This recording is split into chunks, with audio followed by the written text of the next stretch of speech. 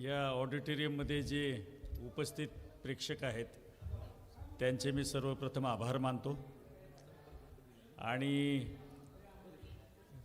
ज्या भूमीमध्ये या महाड शहरामध्ये डॉक्टर बाबासाहेब या महामानवानं जी अद्भुत क्रांती केली ती म्हणजे महाडचा सत्याग्रह असेल, पाणी खुलं केलं, पाणी अस्पृश्यांना खुलं केलं असं म्हणण्यापेक्षा ज्या वैदिक व्यवस्थेनं, ब्राह्मणी व्यवस्थेनं, सनातनी व्यवस्थेनं जे नॅचरल रिसोर्सेस होते त्यांनासुद्धा किती कन्फाईन केलं होतं, त्याला बाबासाहेबानं मुक्त करण्याचा हा सत्याग्रह आहे. कारण पाण्याला मुक्त करणं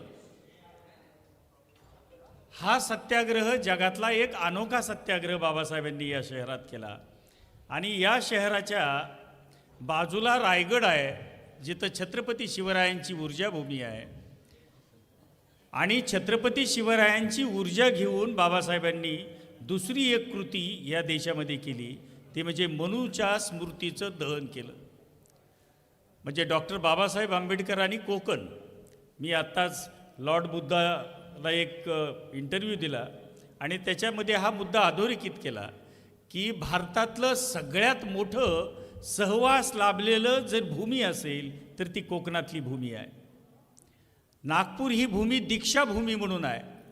म्हणजे बाबासाहेबांच्या सगळ्या टप्प्यावर आपण जर पाहिलं, त्यांची चळवळी पाहिल्या, त्यांचे सत्याग्रह पाहिले, तर गांधीजींनी मिठाचा सत्याग्रह केला, तर बाबासाहेबांनी जलाचा, पाण्याचा संघर्ष केला.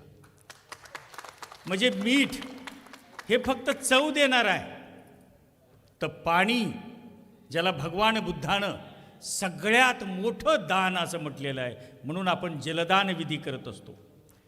जल हे निर्मितीचं साधन आहे, ते सगळं सजीवांचं निर्मिती स्रोत आहे.